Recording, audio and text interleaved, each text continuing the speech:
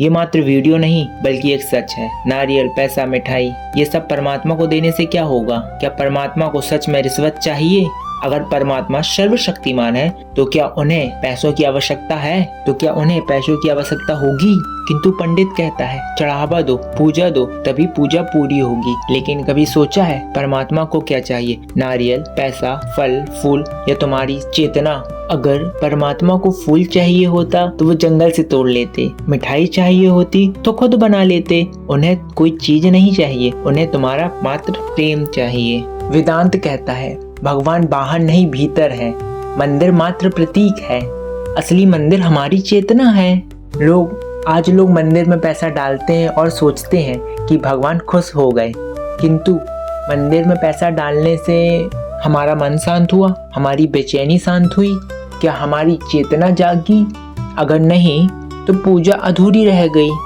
जब तक चेतना जागृत नहीं होती तब तक हमारा दान, हमारी मिठाई, हमारा नारियल परमात्मा को खुश नहीं कर सकते। जब तक हमारी चेतना जागृत नहीं होती तब तक हमारा दान, हमारी मिठाई, हमारा नारियल परमात्मा को खुश नहीं करते, बल्कि मंदिर की व्यवस्था और पंडित को खुश करते हैं। परमात्मा को चाहिए हमारी चेतना, हमारा प्रेम, हमारी भक्ति, ना कि हमारी वस्तुएं। और सच यही है कि अधिकांश लोगों का रिश्ता परमात्मा से डर का है, जबकि होना चाहिए भक्ति का, प्रेम का, किंतु है डर का, जिसका सबसे बड़ा कारण है मानव का अज्ञान। आज के मंदिरों का माहौल ऐसा हो गया है मानो भक्ति एक लेन देन रह गई है। लोग सोचते हैं अगर परमात्मा को इतना चढ़ावा देंगे तो परमात्मा मेरी समस्याओं का हल कर देंगे। ये उन मंदिरों की काली सच्चाई है जहाँ पर भगवान भी वीआईपी हैं, जहाँ का पंडित ऊंची आवाज में बोलता है ज्यादा से ज्यादा चढ़ावा दो जिससे तुम्हारी मनोकामना पूरी हो। यहाँ हर साल करोड़ों का चढ़ावा आता है, जहाँ अक्सर यह धारणा बनाई जाती है कि ज्यादा दान देने वाले भक्तों की मनोकामना जल्दी पूरी होगी। जभी तो वीआईपी मानव के लिए वीआईपी परमात्मा बनाए गए हैं। जैसा इंसान वैसा उसका भगवान। जो भक्त ज्यादा दान करते हैं, ज्यादा शुल्क देते हैं, उन्हें बिना किसी लंबी लाइन में लगे आसानी से परमात्मा का दर्शन मिल जाता है।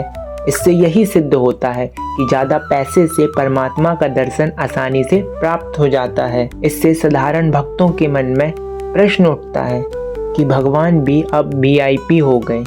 कुछ जगहों पर पंडित या पुजारी सीधे कहते हैं ज्यादा चढ़ावा यानी ज्यादा आशीर्वाद। यह कथन धार्मिक ग्रंथों में नहीं बल्कि सामाजिक और आर्थिक दबाव से पैदा होता है।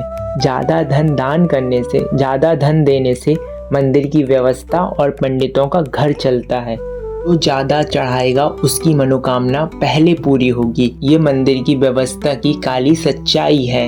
असली भक्ति वही है जो बिना सौदेबाजी के की जाए। गीता और उपनिषद इनमें साफ कहा गया है कि कर्म प्रधान है। परमात्मा को रिश्वत या चढ़ावे से नहीं बल्कि कर्म और भक्ति से प्रसन्न किया जा सकता है। परमात्मा को पैसा नहीं चाहिए, उन्हें चाहिए तुम्हारा सत्य, तुम्हारी करुणा, तुम्हारा कर्म। दान करो पर सौदेबाजी मत करो।